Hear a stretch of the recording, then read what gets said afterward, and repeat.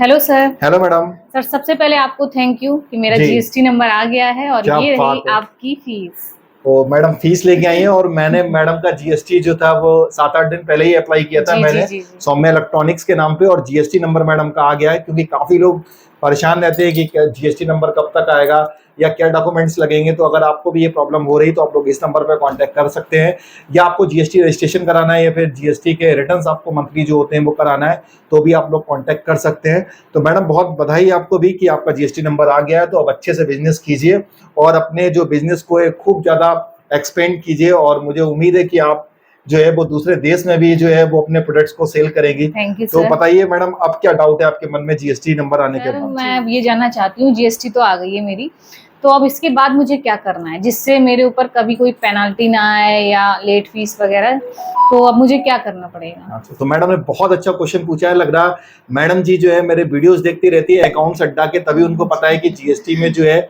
वो late fees का भी प्रावधान रखा गया है और इंटरेस्ट भी लगता है। क्योंकि काफी लोग क्या करते हैं कि जीएसटी को मैडम रजिस्ट्रेशन तो करा लेते हैं और 2 महीने 3 महीने ना उसको सेल भेजते हैं, तो उनके ऊपर क्या आता है कि जीएसटी का जो है वो पेनल्टी लग जाती है उनके ऊपर। या फिर क्या होता है कि एक नोटिस देके उनकी जीएसटी जो है वो बंद भी हो जाती है, उनको पता ही नहीं चलता। उनको ऐसा लगता है कि जीएसटी नंबर आ गया है, अभी दुकान मैंने नहीं खोली है, मेरी बिक्री नहीं हो पा रही है, कम बिक्री हो रही है, तो जीएस जब आएगा तो जीएसटी भर देंगे। तो भाई ऐसा बिल्कुल मत करिएगा, क्योंकि मैडम देखिए कितनी कंसर्न है, कितनी चिंता है उनको कि मेरा जीएसटी नंबर आ गया है तो मुझे और आगे क्या प्रोसेस करना चाहिए। तो आज इस वीडियो से मैं आपको पूरा अच्छे से एक्सप्लेन करने वाला हूँ कि जिनका भी नया नंबर है जीएसटी का या आपके पास पहले से जीएसटी है, आप लोग इस चीज का विशेष ध्यान रखिए, नहीं तो आपका जीएसटी नंबर कभी भी बंद किया जा सकता है या फिर आपके ऊपर पेनल्टी या फिर लेट फीस आपके ऊपर आ सकती है। तो मैडम आपने अच्छा क्वेश्चन किया है। तो सबसे पहले आपको क्या करना है, क्योंकि मैडम का जीएसटी नंबर जो है वो अभी 1-2 दिन पहले ही आया है, जी। तो मैडम सबसे पहले क्या करना है, आपको अपना करंट अकाउंट ओपन करा लेना है। अब कैसे खुलेगा, मैं आपका जीएसटी सर्टिफिकेट आपको दे दूंगा, आप वो बैंक में जाके अपना करंट अकाउंट खुलवा लीजिएगा। तो सर क्या करंट अकाउंट खुलवाना जरूरी है, क्योंकि मेरे पास सेविंग अकाउंट है, करंट अकाउंट है नहीं। अच्छा, मतलब अभी आपके पास सेविंग जी अकाउंट जी। है। ये काफी लोग का ये चिंता रहती है कि सर करंट अकाउंट अभी खुलवाना जरूरी है क्या। देखिए, अगर आप नहीं खुलवा पा रहे हैं तो कोई दिक्कत नहीं है, आप सेविंग अकाउंट भी लगा सकते हैं। क्योंकि जिनका जीएसटी नंबर नया आता है तो 45 दिन के अंदर क्या होता है कि बैंक डिटेल भरनी होती है उन्हीं के नाम पर। तो क्या है कि आप चाहे करंट अकाउंट मुझे दे दो या सेविंग अकाउंट दे दो, चल जाएगा। अगर आप 45 दिन के अंदर आप अपनी जीएसटी में बैंक डिटेल नहीं ऐड करते हो तो आपकी जीएसटी जो है वो कैंसिल भी की जा सकती है। तो सबसे पहले मैडम यही काम करना है कि आपको करंट अकाउंट या फिर सेविंग अकाउंट मुझे नंबर दे देना है, 45 दिन के अंदर मैं आपका अपडेट कर दूंगा। Okay sir. अब दूसरा काम क्या करना है आपका, जो काफी लोग नहीं करते हैं और जिसकी वजह से उनको जो है काफी जुर्माना भी देना पड़ जाता है। आपकी जो शॉप है, आपके बाहर कोई ना कोई बोर्ड लगा रखा होगा आपने। जी जी। हाँ, तो उस बोर्ड पे क्या करना है कि आपको अपना जीएसटी नंबर जो है प्रिंट करा देना है, और अपनी शॉप के ऊपर भी जो है वो जो भी शटर आप लगाते हो उसके ऊपर वो है जीएसटी नंबर लिखवा देना है, जिससे प्रॉपर तरीके से दिखाई दे। क्योंकि कभी कभी क्या होता है कि जीएसटी की टीम चेक करने आती है तो ऊपर जो है वो लिखा होना जरूरी है, जिससे ये पता चलता है कि एक रजिस्टर्ड फॉर्म है और उसे को अच्छे से मेंटेन करना बहुत जरूरी है आपके लिए। तो ऊपर जरूर उसको लिखवा दीजिएगा, नहीं तो हो सकता है कि आपके ऊपर कोई जीएसटी टीम आए तो जुर्माना भी लगा सकती है। Okay sir. तीसरा काम क्या करना है मैडम आपको, कि आपको अपना बिल बुक जो है वो अच्छे से मेंटेन करनी है।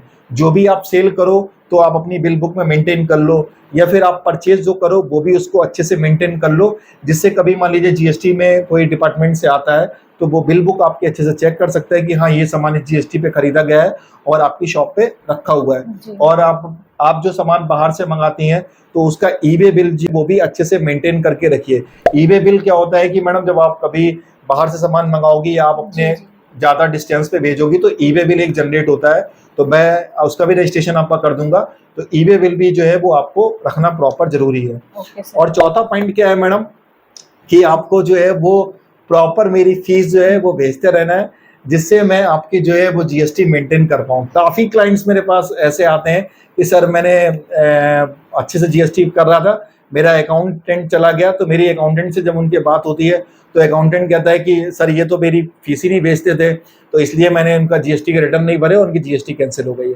तो मैडम आपको भी ध्यान रखना है कि जिससे भी आप जीएसटी कराओ, वैसे मुझे उम्मीद है आप मुझसे ही कराएंगी, तो प्रॉपर मुझे जो है वो मंथली आप रिटर्न्स की जो फीस है, बहुत ही मिनिमम मैं फीस लेता हूँ, वो आपको प्रॉपर भेजते रहना है। क्योंकि एक बिजनेसमैन और अकाउंटेंट का संबंध बहुत अच्छा होना चाहिए, तभी जो है वो बिजनेस जो है अच्छे से रन कर पाता है। नहीं तो क्या है, आप अकाउंट मैनेज करते रह जाओगे बिजनेस पे फोकस नहीं कर पाओगे।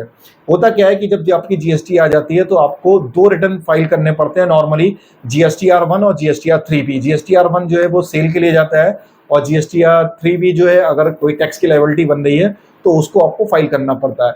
अगर आप जीएसटीआर 1 फाइल नहीं करेंगे मैडम 2-3 महीने, तो नोटिस देके आपकी जीएसटी जो है वो बंद की जा सकती है, या फिर आपके ऊपर ज्यादा पेनल्टी लगाई जा सकती है। तो भाई ये जो बहुत जरूरी है। तो उम्मीद है मैडम आपको सब कुछ क्लियर हो गया होगा। जी बिल्कुल, मुझे बहुत अच्छे से सब कुछ क्लियर हो गया है, और फीस की आप बिल्कुल चिंता मत करिए, फीस आपकी टाइम टू टाइम पहुंच जाएगी। बहुत बहुत अच्छा लगा मेरे कानों को। तो सर एक और क्वेश्चन है मेरा। एक और क्वेश्चन मेरा जी, ये जी, है कि जीएसटी जो मैंने ली है तो इसके बेनिफिट्स क्या हैं? बहुत अच्छा क्वेश्चन मैडम ने पूछा है कि जीएसटी के बेनिफिट्स क्या हैं। जी। देखिए मैडम, जीएसटी में बेनिफिट सबसे पहला आपको ये मिलने वाला है कि आप जो भी बिक्री करेंगी, सेल करेंगी, तो वो आपके जीएसटी में नोट होता रहेगा। जीएसटीआर 1 जब हम लोग फाइल करते हैं तो सेल को दिखाते हैं, तो आप कभी भी बैंक में जाएंगी तो आपका आराम से लोन बहुत आसानी से मिल जाएगा आपको, या फिर आप लिमिट कराएंगी तो आपको बैंक आपके ऊपर बहुत ज़्यादा अच्छे से ट्रस्ट करेगा कि भाई जीएसटी है, रजिस्टर्ड फॉर्म है, सेल भी अच्छी जा रही है, तो आपको चाहे लोन कराएं आप चाहे लिमिट कराएं, आपको आसानी से मिल जाएगी। और दूसरा बेनिफिट आपको ये मिलेगा कि आप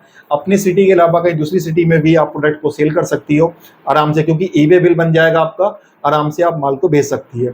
और तीसरा बेनिफिट आपको ये मिल सकता है कि आप ऑनलाइन, चाहे अमेजॉन हो, चाहे आपका फ्लिपकार्ट हो, यहाँ पे भी आप अच्छे से सेल कर सकती हो। तो मैडम ये बहुत ज़्यादा आपको बेनिफिट्स मिलने वाले हैं। तो उम्मीद है कि आप अच्छे से जो है फीस भी भेजती रहेंगी और अपना बिजनेस भी अच्छे से चलाएंगी, और आप एक अच्छी सी बिजनेसमैन भी हो गई, बिजनेस वूमेन भी बन गई है। तो बहुत बहुत बधाई आपको, और अच्छे से रन करते रहिए। बाकी अगर आप लोग को भी डाउट रहता है किसी भी जीएसटी से रिलेटेड, या फिर आईटीआर से रिलेटेड, या पीएफ से रिलेटेड, तो आप लोग इस नंबर पे कांटेक्ट कर सकते हैं। मैं बहुत ही मिनिमम चार्जेस लेके आपका जो है प्रॉब्लम को दूर कर दूंगा, या फिर आपका जो रिटर्न्स होंगे उनको फाइल कर दूंगा। मिलता हूँ नेक्स्ट वीडियो में। Thank you.